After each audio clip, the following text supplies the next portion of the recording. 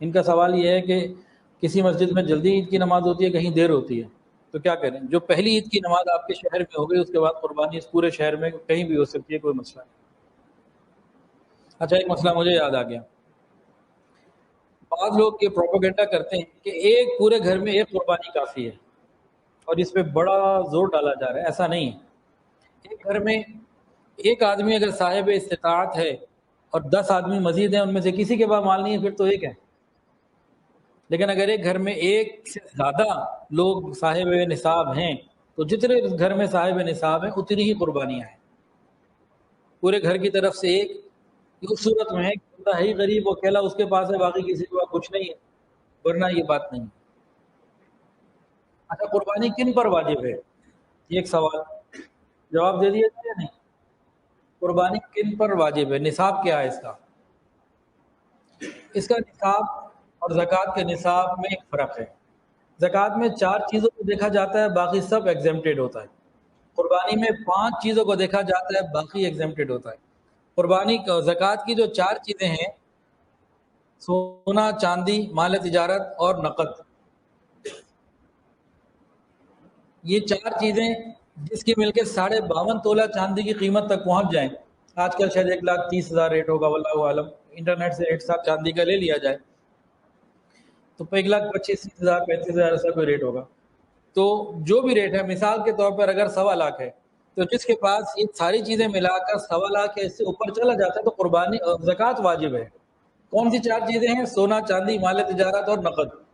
قربانی میں کیا ہے؟ ان 4 چیزوں کے ساتھ 5ویں چیز ہے ضرورت سے زائد سامان۔ اب گھروں میں ضرورت سے زائد سامان پڑا ہوتا ہے، اگر اس ضرورت سے زائد سامان کی ویلیو اور آپ کے پاس ان 4 چیزوں میں سے 1 2 3 4 ملا کے ان سب کی ویلیو ملا کر 1.25 یعنی 52.5 تولہ چاندی، گویا کہ شاید 1.25، اس سے اوپر نکل گئی تو قربانی ہے۔ اب ضرورت سے زائد سامان کون سا ہے؟ بھئی میرے پاس ایک گاڑی ہے، وہ 1 لاکھ کی ہے یا کروڑ کی ضرورت کی ہے، وہ کیوں نہیں گنیں گے؟ لیکن گھر میں کچھ ایسا سامان پڑا ہوا ہے، جیسے سردی کا سامان سردی میں استعمال ہوتا ہے، گرمی کا گرمی میں ہوتا ہے، ایسی چیزیں ہوتی ہیں نا، بستر لحاف سردیوں میں نکلتے ہیں، لیکن بعض چیزیں برسوں پڑی ہوتی ہیں، جہیز کا سامان، اپنے جہیز کا یا بچوں کے لیے جہیز کا رکھا ہوا ہے، یا گھر میں ایسی مشینری جو لاتے رہے، نہیں آتی رہی، پچھلی پڑی ہے، وہ ڈمپ ہو رہی ہے، اس کی آج کی کیا ویلیو؟ بھائی نئی 0 میٹر تو ایک چیز 20,000 کی ہے، لیکن آج بیچنے جائیں تو 2,000 کی، 5,000 کی، 10,000 کی تو بکے گی۔ ایسی بات چیزیں پڑی ہوتی ہیں۔ تو ضرورت سے زائد سامان،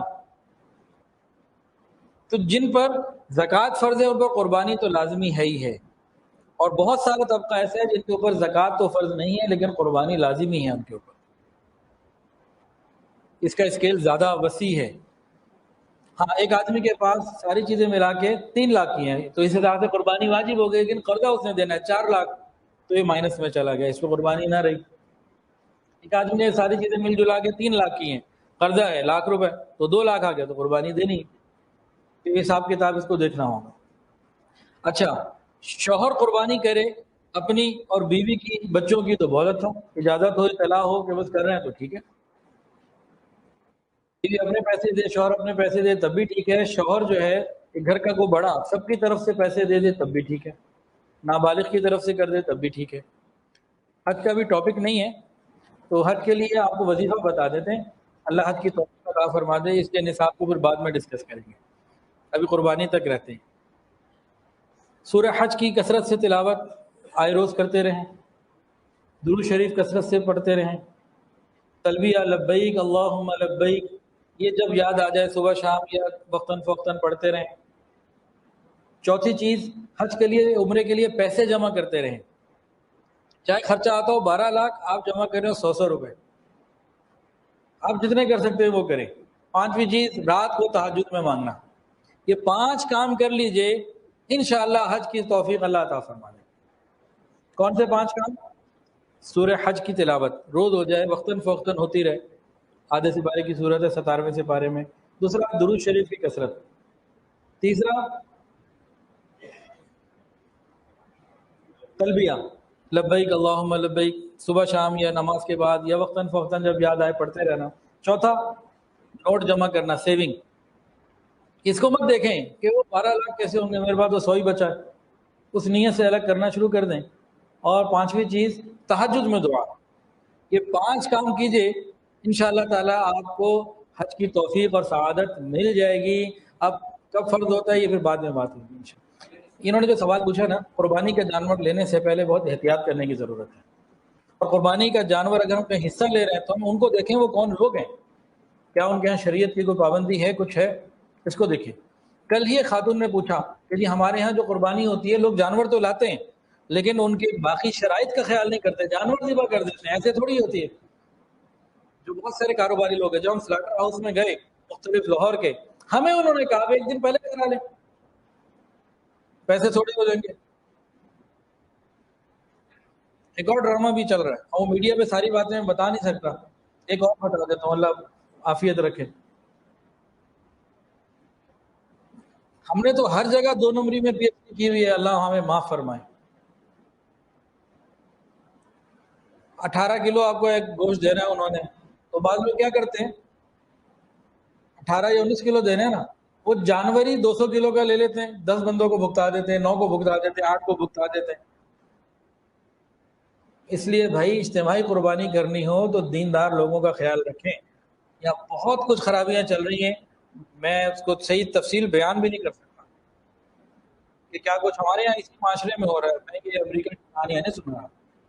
حجاج کرام کے لیے 2 قربانیاں ہیں، ایک حج کی دم شکرانہ اور ایک یہاں والی تو یہاں کسی کو کہتے ہیں گھر میں حصہ ڈالیں جو بھی کرے، وہاں پورا نظم ان کا موجود ہے اور وہ حدود حرم میں ہوتی ہے اور حجاج جا کے کر نہیں سکتے. وہ زمانہ گزر گیا. ہم شروع میں جاتے تھے اپنے ہاتھ سے سارے کام اپنے سامنے کرواتے تھے.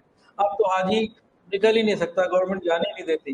وہ آگے انتظامات سارے ہیں، تو آپ جس گروپ سے جا رہے ہیں وہ ان کو پتہ ہے، وہ سارا وہ ہو جائے گا انشاءاللہ. یہ دعا کریں اللہ حج پہ لے جائے. یہ بھی بات ہے کہ قربانی کیسے ہوگی. چلیں اور بتائیں جی.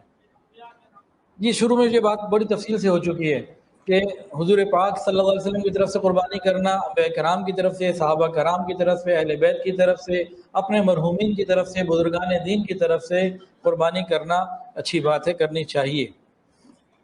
یہ سیدھی بات ہے. بہرحال کوئی ظاہری ہے بڑا نہ ہو، اندھا نہ ہو، کان ٹھیک ہو، کوئی بڑا اس جو ہے زیادہ ڈیمیج نہ ہو، صحیح چل سکتا ہو، دیکھنے میں ٹھیک ہو، تو اس کی پوری عبارت ہے، وہ کتاب میں لکھی ہوئی ہے. تو کوئی بھی دیکھنے میں اس میں عیب نہ ہو، پاؤں سے صحیح چل سکتا ہو،